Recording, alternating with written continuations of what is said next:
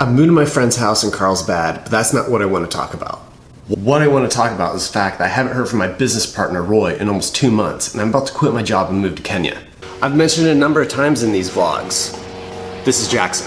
The fact that I haven't heard really anything from Roy. I'm still trying to figure out kind of what's going on with Roy in the factory since things are flooded. Not really knowing what's going on with Roy in the factory. Sadly, I haven't heard a whole lot from Roy. Still trying to get a hold of Roy. And a lot of you have brought it up, especially if you're watching this in Kenya. A lot of you have brought up the fact that maybe I need to find a new business partner. There are other manufacturers in Kenya doing leather. You're just gonna not leave me alone? It's been really cool interacting with people, especially people from Kenya, because like this is part of your story too.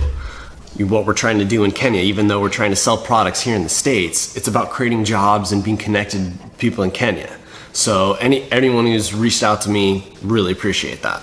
If you saw the second vlog I did, I talked a lot about the economics of the leather market and some of the challenges there.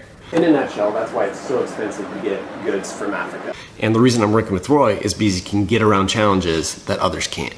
That doesn't mean I haven't been really frustrated at the fact that he's just not giving me any information. I'm trying to make decisions, I'm trying to push things forward, and I'm getting nothing from him. Give me that. And right now, it's at its worst. I haven't heard from him in 2 months, and I've tried to do everything I possibly can. Through email, calling his phone, WhatsApp, and I haven't gotten anything. And in every case this has happened before, he's been focused on other things. But when I really hound him, I typically get a response. That's not what's happening. And so right now I'm debating everything. I'm debating, is Roy the right guy? Is it gonna happen? Did the flood, a couple months ago, did that really knock Roy back a lot? And now things aren't looking so hot. That's a cupboard. I don't know why I just walked out of the cupboard. With all this lack of communication, it hasn't changed the fundamental thing.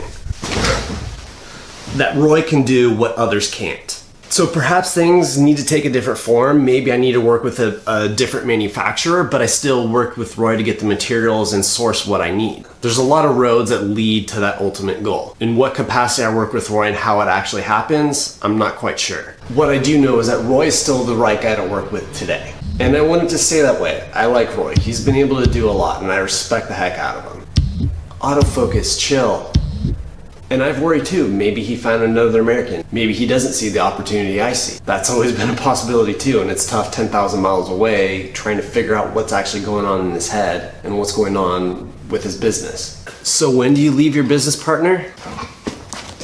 When you have no other option. But right now, my only option is with Roy. Until that changes, Roy and I, things don't change. Plan is still to go out there in about a month to Kenya, try to make things happen with Roy, and if they don't, well, then that option is off the table and I have to find another route. But there's no way I'm gonna find another business partner here. I need to get out there, try to make things happen, and we'll go from there. The last communication I had with Roy was that I'm coming to Mombasa in about a month. That's still the plan. I think it's pushed back a little bit just because I was hoping to spend all of September out there.